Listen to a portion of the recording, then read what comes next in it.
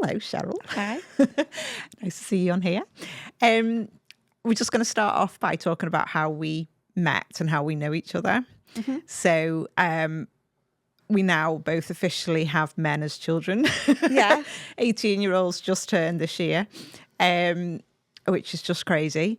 So our children went to nursery together, didn't they? And that's how we first met.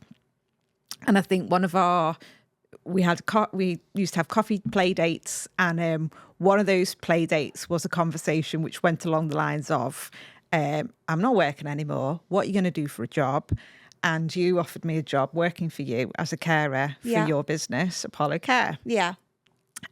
Which was, like, looking back now, a turning point in my life completely. So at that point, you were still nursing, and you'd started your own business. So do you want to just tell me a little bit about that? Yeah. God, so that was probably back in 2011. Yeah. I was still working as a district nurse then, and we had the little ones. They were around about 3, weren't they then? I think so, yeah. And I'd started my own home care business, Apollo Care. So I started setting up Apollo Care in 2008 when I was on maternity leave with Dan. Yeah. Just witnessed the really poor home care on Wirral through working as a district nurse, and decided that I needed to do something about it. Mm-hmm. So it took me 3 years to set the business up. I wrote all of my own policies, procedures, paperwork, everything that was needed for the business, and launched it in 2011. And then when we were having that conversation, I'd started to expand, and we were looking for care staff. Yeah, that's right. And that opportunity just came right at the right moment for me. You fitted it around my life. It was I needed to do part-time, 3 days a week, and you just did it, and you fitted me in. And I'd done nursing training. I'd not qualified, but I'd done nursing training. So I already had kind of that background. Yeah. So it was perfect for me.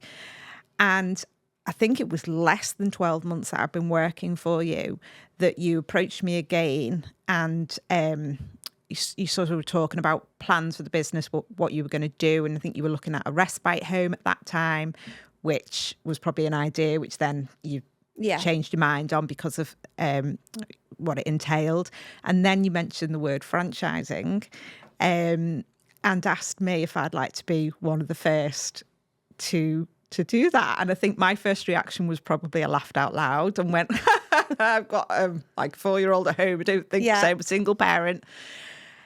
But that idea sat in my head like a little seed and planted. And over the next weeks and months, I'd talked about it with my mum at the time. And I think she could see that this idea was just there. And maybe this was a way to build a future for the children. And as they say, the rest is history. And so I started mine in September 2013. Yeah. So that's 12 years ago. Yeah. And you're now on how many? We've got 15 franchisees now. Which is incredible. Yeah. We've built the business quite slowly, deliberately. Yeah. Again, to fit in with my life, but also to build up the business as we needed it. Yeah. So we've got a business plan in place now for the next 5 years, and we're looking to expand our network to 40 franchisees. Wow. Well, 40 units. We're looking for multiple owner franchisees now as well, who want to come in and sort of, their plan is to buy 3-4 franchises from us over the next 3 years as well. And the business has grown sort of unrecognisable from those early days. Yeah. But I don't think the culture of the business has ever never changed. No. We've always kept it the same, and even now, we're looking for people with that right care background. They don't need to have any care experience, but they need to have those fundamental values to be able to come in and join the network. Yeah. And I can't believe it's been 12 years. I know, it's crazy. It's flown, hasn't it? But every time that we meet, because we have regular meetings throughout the year, and still have a lot of contact with Cheryl as well.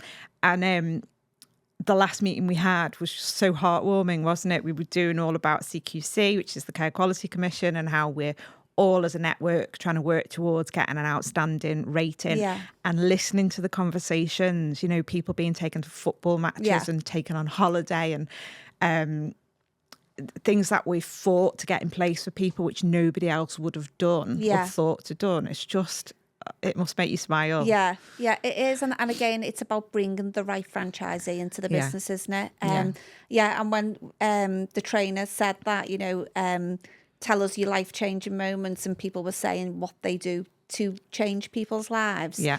Afterwards, my own national office team came to me and said, wow, sometimes we get so caught up in the paperwork and the policies and the red tape that we forget that that's what we're actually doing for the end user, isn't it? Is changing people's lives. And I think that's what makes Apollo so different, that we've always been that values-led company, and we've never come away from that. We've never moved away from it. I think one of the things that does make us different, Suzanne, as well, is that because we founded it from a health and social care background, we're not corporates who have come and bought into the sector because we've seen it as a good business opportunity, which it is. Yeah.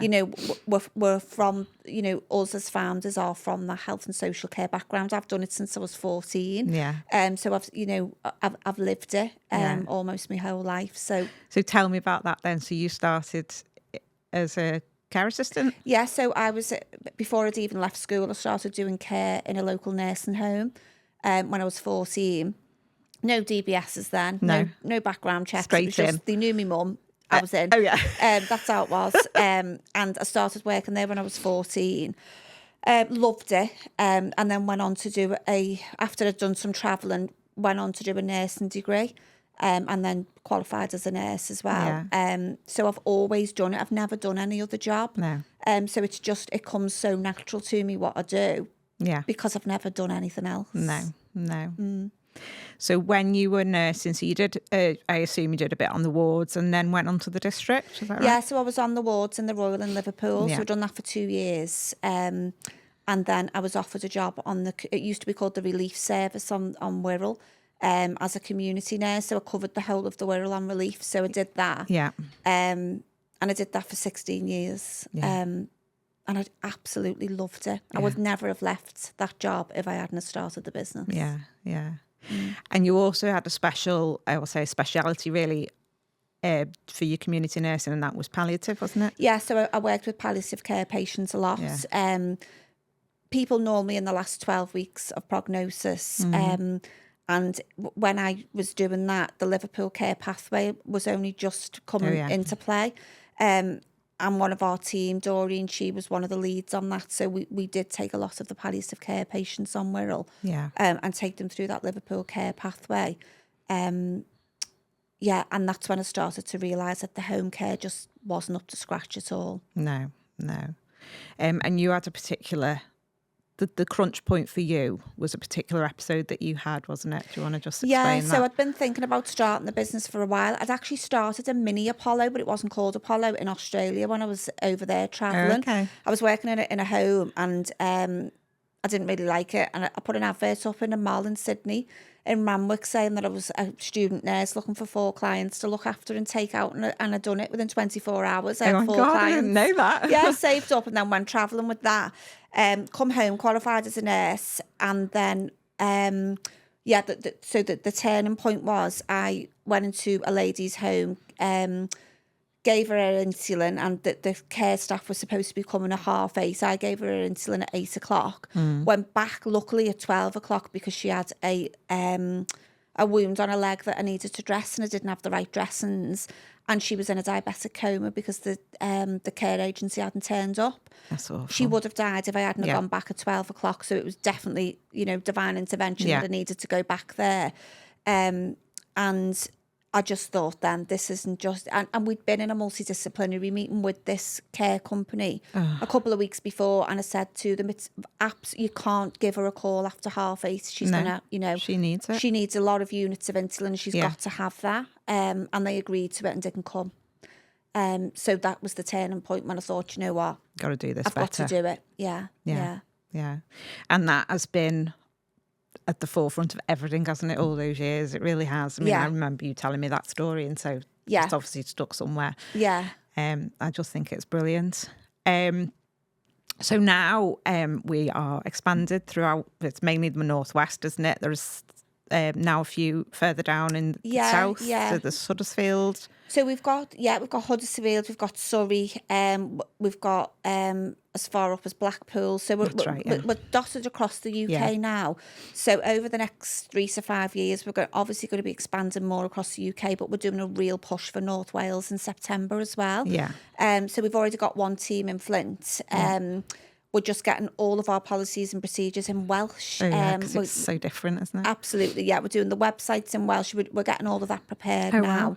And we're going to really push for that. So ideally, in the next couple of years, we'd like at least another 3 teams in North Wales. Amazing. Which is a little bit tricky because it's under CIW instead of CQC. Yeah. But we've navigated that now. And once we've built up a couple of teams, we can get a CIW expert in there to support them. Amazing. Yeah. Amazing. Love it. Yourself, as well as your professional background, you come across personal circumstances where you've provided care for people? Yeah, not particularly provided care, but I think sort of, I think when you're the nurse in the family, people do come to you naturally anyway. Yeah. And people laugh and say, if anyone needs the bloods taken, Cheryl will do it. Or, I think you've done it for me once before. I've done it for you in the office, yeah. So I think that never leaves you, know. And even though now I don't nurse anymore, and I did deregister myself a couple of years ago because I didn't feel like I was keeping up with practice. Yeah. That being a nurse never leaves you. And it's really strange now because when people say to me, what do you do? I've got a couple of businesses, but my automatic feeling is I'm a nurse because that's always there. You're always it's always there. I was just talking to the lady on the podcast previous to you, and her mum was a nurse and she had dementia, and she was explaining that her mum in the care home was nursing everybody. Oh, yeah. Yeah. Because you just go back to it. You do. Much to their they didn't really like it. They didn't want us to do it. Yeah. It's tough. Yeah. But she was going around nursing everybody, and it doesn't leave you. It doesn't. So, and it's always, I think when you've been a nurse, and you'll know this yourself, your automatic reaction is to look after someone and to help someone. Yeah. And that can sometimes be to your own detriment as well. Of course, yeah. And we do have, sometimes I do have people taking advantage of that, and you've got to put those boundaries in place, which I always tell everybody to do anyway. Yeah. But as a nurse, you are drawn to naturally helping people. Yeah. But I think that comes into what we do anyway, because I think being able to do that, I think that's why my franchisees are so successful, because we see everyone as individuals, not as a franchisee, Yeah. And that's important, isn't it? Brilliant. Yeah. Thank you. Thank you very much.